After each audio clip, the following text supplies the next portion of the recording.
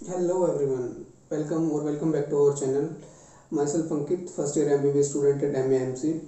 ठीक है, तो वीडियो का थंबनेल आपने देख लिया होगा। इस वीडियो में बेसिकली हम बात करेंगे कि आपने देखा होगा कि नीट 23 का जिन्होंने पेपर दिया है, तो मैं आपसे पूछना चाहूँगा कि नीट 23 में कितने बच्चों ने रजिस्ट्रेशन किया था। आपका आंसर होगा डेफिनेटली आपको पता होगा 21 लैक्स के अप्रोक्स बच्चों ने रजिस्ट्रेशन किया था। ठीक है, 20 लाख से थोड़ा सा कम थे। ठीक है, और ये नंबर आप 4 में देखोगे ना, तो ये नंबर मैं बता रहा हूँ आपको 22 से 23 लाख के बीच में जाएगा। ठीक है, आपको अभी बता रहा हूँ मैं ये चीज़। तो अब पॉइंट क्या आता है कि भाई क्या ये सभी बच्चे फ्रेशर्स हैं? डेफिनेटली आंसर होगा नो।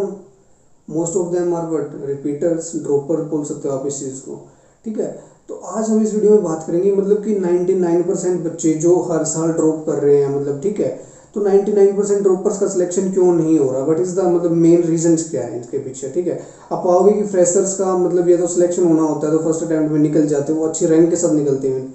देखिए, इस वीडियो में मैं डिमोटिवेट नहीं कर रहा हूँ बेसिकली उन ड्रॉपर्स को, कभी आप सोचो कि आप भैया तो डिमोटिवेट करने लग गए। मैं इसमें वीडियो में कुछ पॉइंट्स बताऊंगा जो गलतियां मेनली ड्रॉपर करता है। ठीक है, और फ्रेशर उन चीज़ को इग्नोर करता है। या आज हम इस वीडियो में बात करेंगे कि फ्रेशर्स ऐसी क्या चीज़ करता है जो ड्रॉपर्स बच्चे नहीं करते हैं, जिससे उनका सिलेक्शन नहीं होता या टॉप रैंक नहीं आती बेसिकली आज हम। ठीक है, देखो आप बेसिकली सबसे पहले हम नीट एग्जाम की बात करते हैं।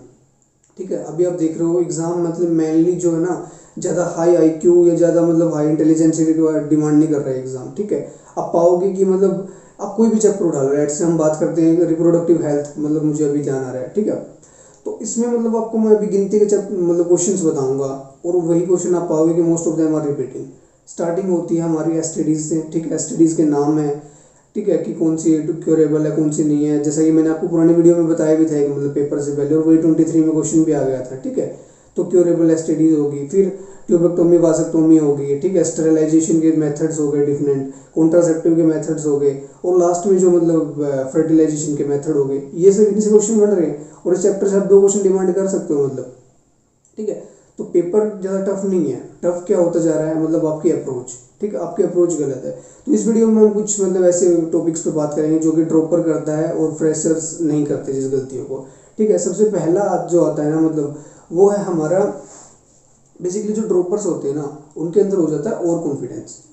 अब ओवर कॉन्फिडेंस किस बात का, उनको क्या लगता है ना कि वो बेसिकली क्या करते हैं, किसी भी चीज़ को जीरो से स्टार्ट नहीं करते। अब हम 2 सिनेरियो यहाँ पे कंपेयर करेंगे। एक बच्चा जो अभी 12th में आया है, ठीक है, फ्रेशर है, और एक बच्चा जो अभी रिपीट कर रहा है। ठीक है, जो फ्रेशर होगा ना, आप उसको वेक्टर पढ़ाओगे, लेट से +1 की बात करें, आप उसको वेक्टर पढ़ाओगे ना, तो वेक्टर को एक एक चीज़ को ध्यान से सुनेगा, उस पर क्वेश्चन प्रैक्टिस करेगा। ठीक है, वो A+B=2C को लिख के देखेगा कि क्या होता है ये। ठीक है, आप इलेक्ट्रोस्टैटिक पढ़ाओगे, वो डेरिवेशन करके देखेगा बकायदा हर क्वेश्चन की, हर उसकी। ठीक है, बट अब यहाँ पे ड्रॉपर क्या कर रहा होगा, वेक्टर आया skip, united dimension I skip, kinematics भी मोस्टली स्किप कर देते हैं। +1 की बात करूँ तो डायरेक्ट किससे स्टार्ट करते हैं, न्यूटन लॉ ऑफ मोशन। क्या बोलते हैं, काइनेमेटिक वो यूनिटेड डायमेंशन तो आती है, लास्ट में कर लेंगे। ठीक है, वेक्टर्स की कुछ जरूरत पड़ती नहीं, हमें इतना तो आता है, और यही गलतियां होती हैं। ठीक है, वो जीरो से स्टार्ट नहीं करना चाहते, ये क्या है, ओवर कॉन्फिडेंस है। ठीक है, कि हमें तो आता है। इलेक्ट्रोस्टैटिक्स की बात करें तो क्या करेंगे, फॉर्मूले पढ़ देंगे, फॉर्मूले से आते हैं क्वेश्चन, डेरिवेशन की हमें क्या जरूरत है। कई बार क्या होता है ना, इनसाइड से क्वेश्चन आ जाता है और फिर वो उनसे हिलता नहीं है, फिर बोलते हैं एग्जाम टफ है। ठीक है, तो एग्जाम टफ नहीं है, आपकी अप्रोच गलत है। ठीक है, तो अप्रोच को सही करो। तो पहली जो चीज़ है जो प्रॉपर बच्चे करते हैं वो है ओवर कॉन्फिडेंस। ठीक है, वो क्या करते हैं, ये तो आता है, ये तो स्किप कर देते हैं, और ये सब। अब दूसरी पॉइंट आता है, दैट इज फियर। ठीक है, जो फ्रेशर होता है ना, उसके पास कुछ भी खोने के लिए नहीं होता है कि भाई मेरा पेपर नहीं निकला इस साल तो मेरा क्या होगा, या ठीक है घर वाले क्या बोलेंगे, ऐसा कुछ। क्योंकि उसके पास एक 12th की मार्कशीट आ रही होती है उस टाइम, तो उसके पास एक होता है, खोने को कुछ होता नहीं है। बट यहीं पे ड्रॉपर के पास क्या होता है, उसको फियर होता है, जो कि गलत है, होना नहीं चाहिए। ठीक है, अगर आपने ऑनेस्टली अटेम्प्ट दे रहे हो तो दे दो यार, क्या होता है, ज़रा साल ही खराब होना, और बट इसी तरह में आप एग्जाम खराब कराते हो कि मेरा साल खराब होगा, मेरा ये होगा, मेरा वो होगा। यार मैं भी ड्रॉप करता हूँ, मुझे भी मानता हूँ डर लगता है, बट इस चीज़ को रिमूव करना, तभी 99% इस डर में जीते हैं, उनका सिलेक्शन नहीं होता। 1% जो ड्रॉपर होते हैं ना, जो इस डर को खुल के जैसे मैंने लास्ट टाइम पे सोचा था कि क्या होगा, देख लेंगे, पेपर दे के आते हैं, जस्ट चिल हो गए, और मेरा सिलेक्शन हो गया। सिलेक्शन हुआ नहीं, अच्छी रैंक से सिलेक्शन हो गया। ठीक है, तो फियर होता है दूसरी बड़ी चीज़, फियर को इग्नोर करना चाहिए। ड्रॉपर्स को मैं बोलना चाहता हूँ, डरो मत यार। ठीक है, हेल्थ खुश हो गए, बिल्कुल मोटिवेट हो गए, एक अटैम्प्ट दे दो।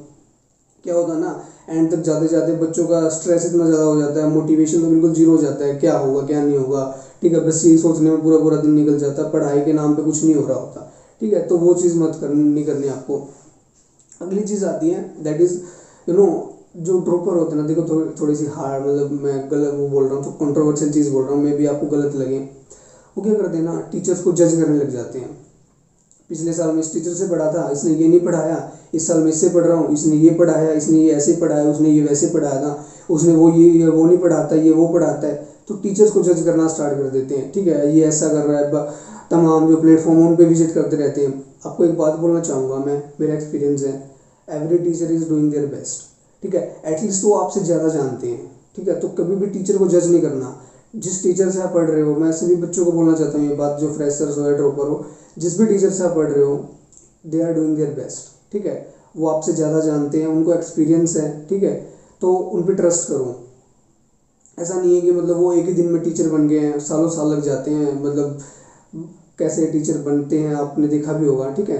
तो उन पर ट्रस्ट करो, टीचर को जज मत करो, ठीक है। तो ड्रॉपर ये चीज़ करते हैं, मतलब ये टीचर ऐसे पढ़ा रहा है, इस टीचर ये बात, वो टीचर वो बोल रहा है, ये टीचर वो बोल रहा है, तो जज्म करते हैं टीचर, जो कि गलत चीज़ें नहीं करनी चाहिए, ठीक है। फ्रेशर क्या होता है ना, उसको जिस टीचर पे मतलब आया उससे उसने पढ़ा, क्योंकि उसको पता ही नहीं है ये सही पढ़ा रहा है गलत पढ़ा रहा है, उसके मामले में वो टीचर सही पढ़ा रहा है बिल्कुल, ठीक है, और वही सही होता भी है, और वो उस पर बिलीव कर लेता है, और बिलीव कर लेता है, सिलेक्शन हो जाता है उसका, ठीक है। तो एक ये होगा, टीचर को जज मत करना चाहिए कभी भी।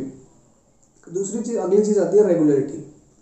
तो मतलब फ्रेशर बच्चा जो होता है ना, वो मोस्टली क्या करता है, मतलब रेगुलर रहता है, मतलब क्या होता है उसके पास, एक साल वो सोचता है कि पढ़ लूँ अच्छे से, क्या होगा, मतलब कम से कम 12th में तो अच्छे मार्क्स आएंगे।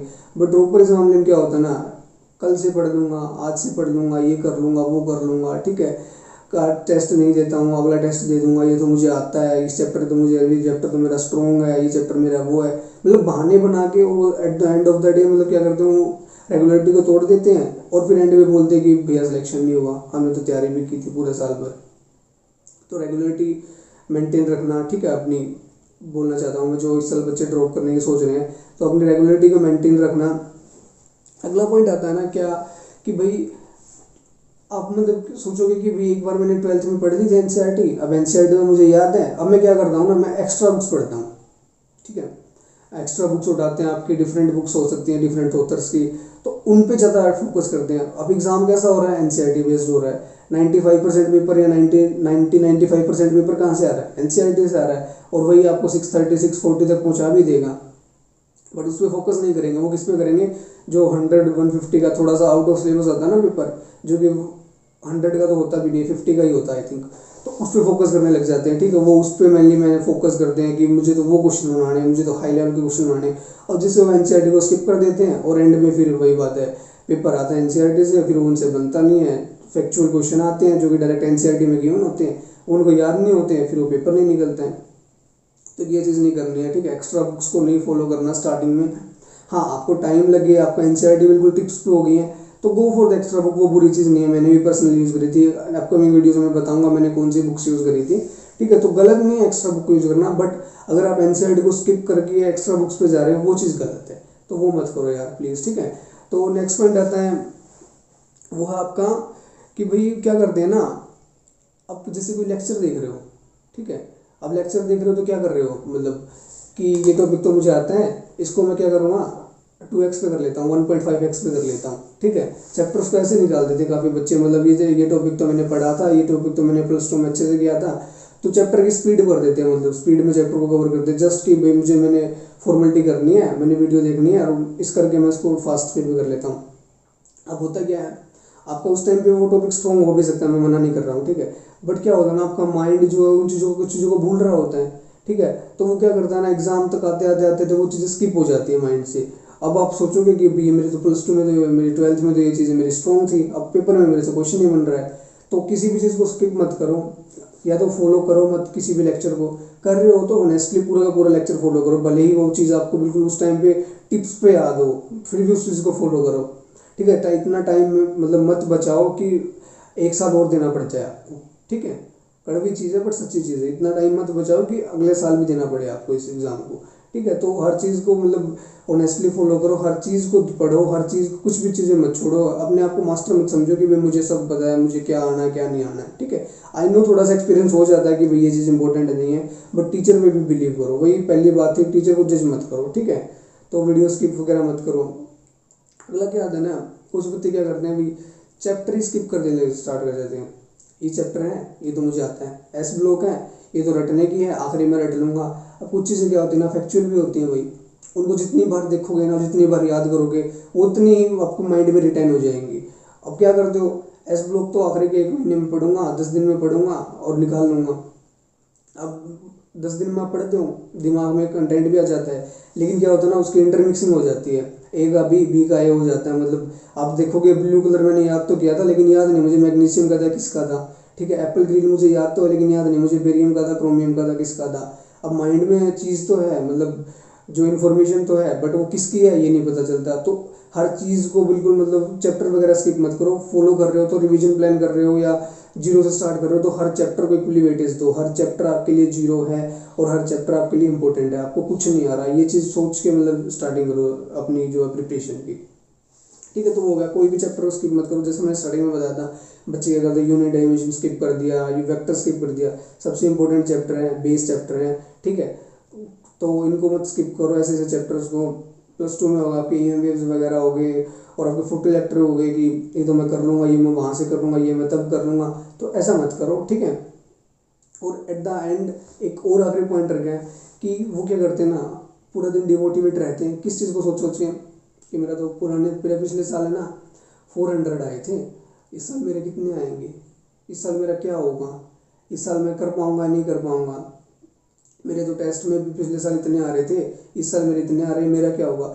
तो वो क्या करते हैं ना, अपने आप को जज कर रहे होते हैं, किस बेस पे, पास्ट रिजल्ट के बेस पे। उनको नहीं पता कि उनकी प्रिपरेशन अभी अच्छी हो रही है, बट कभी खाली दिमाग मिल रहा है, खाली टाइम मिल रहा है, क्या सोच रहे हैं, मेरे पिछले साल कितने नंबर आए थे, मेरे इस साल कितने नंबर आएंगे, मैं इस साल होगा, मेरा इस साल सिलेक्शन होगा या नहीं होगा। मतलब पास्ट रिजल्ट को वो इतना डोमिनेट कर रहा था उनका माइंड कि भाई मतलब पूछो मत, वो एंड द एंड मतलब इतना डिमोटिवेट हो जाते हैं कि कई बार तो क्या होता है ना, पिछले रिजल्ट से कम नंबर उनके आ जाते हैं। इतना डिमोटिवेट हो जाते हैं बच्चे अपने पास्ट रिजल्ट को लेके, मेरे 400 आए थे, इस साल मेरे पता नहीं 500-600 आएंगे नहीं आएंगे, मेरे 500 आए थे, इस साल पता नहीं कितने आएंगे, इसके इतने आए थे, उसके इतने आए थे, ठीक है। मेरे घर वाले क्या बोलेंगे, ये वो, मतलब तमाम तरह की चीज़ें उनके दिमाग में चल रही होती है, जो कि पढ़ाई का टाइम होता है, बट उस टाइम पे सोच कुछ हो रहे होते हैं, तो वो गलतियाँ हो जाती है, ठीक है।